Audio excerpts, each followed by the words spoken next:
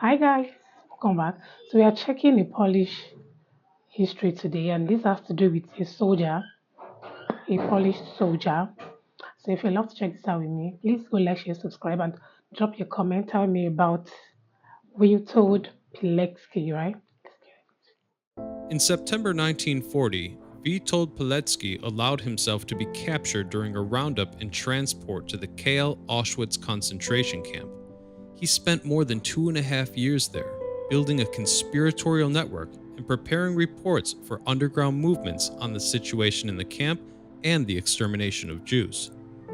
In 1943, Pilecki did the seemingly impossible and escaped from the camp with two of his fellow prisoners. The so-called Pilecki reports, also known as Witold's reports, are among the world's first testimonies on the nightmare of the Holocaust, along with the reports of Jan Karski.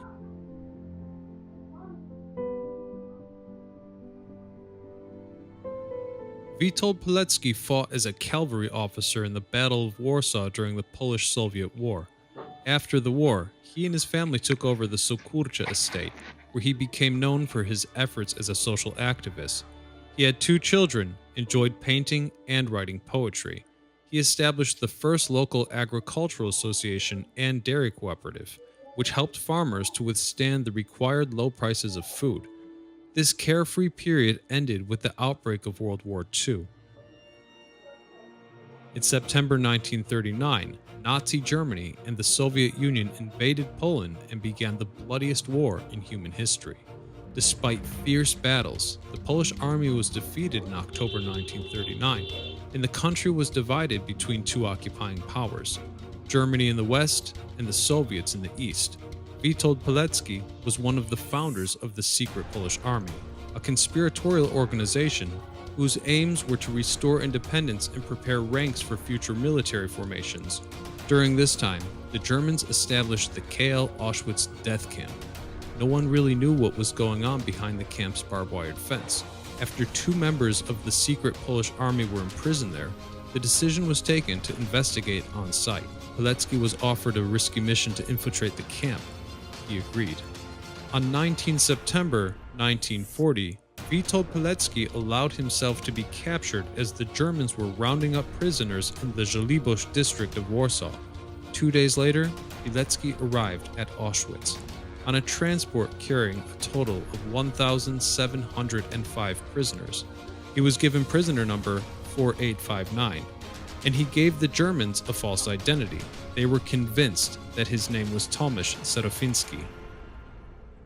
Even the journey to the camp was torture. The carriage doors were sealed shut, and the prisoners were crammed in as tightly as physically possible. They were given nothing to eat or drink for the whole journey. After arriving at the camp, they were lined up, beaten, kicked, had dogs set on them, and were hounded to march on, under the constant shouts of the Germans. Pilecki lost 2 teeth on that day. He miraculously avoided death on several occasions during his imprisonment in Auschwitz. Despite the danger, he was prepared to pay any price to fulfill the mission he had been given and continue his conspiratorial activities.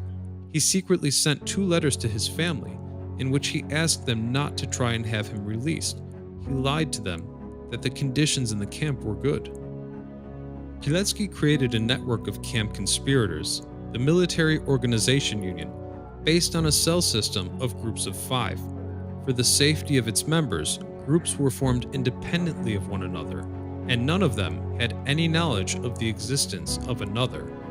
The members' tasks were to offer moral support to their fellow prisoners, gather intelligence on the situation in the camp and transfer it outside, organize food and clothing, and finally, prepare to rise up against the Germans.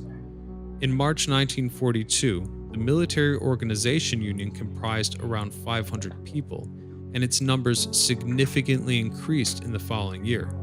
Pilecki ordered the collection of information on the scale of genocide. The reports sent via Warsaw were intended to apprise London of the situation and were transferred by free or escaped camp allies whom Pilecki had specially prepared as liaison officers.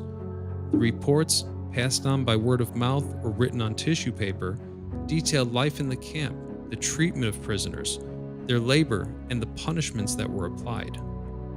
In his messages, Pilecki consistently put pressure on the Home Army Command, the Polish underground armed forces, to take steps to liberate the prisoners. He never received an answer to his request, and so he decided to report to Warsaw in person. On the night of April 26, 1943, Pilecki did the seemingly impossible. He escaped from the Auschwitz camp along with two of his fellow prisoners, Edward Ciesielski and Jan Redze. Once again free, Pilecki wrote the first report from Auschwitz. His account was given to the Home Army Command and translated into English, German, and French. In autumn 1943, Pilecki wrote a second, more exhaustive account which he titled Report W. After nearly 5 years of German occupation and terror, the residents of Warsaw stood up to fight for their freedom. The Warsaw Uprising began. Pilecki took an active part in the fighting. The insurgents fought hard for 63 days, with no help from the outside world. But victory in the city ultimately went to their ruthless enemy. Witold was arrested by the Germans. For Poland, the end of the war meant the start of a new chapter under another totalitarian regime, this time led by the Communists. In December 1945, Pilecki returned to Soviet-occupied Poland under a false name, where he immediately began to work for independence movements. He was arrested in 1947 by the Soviet-controlled security office, subject to brutal torture and interrogations, and sentenced to death in a political show trial.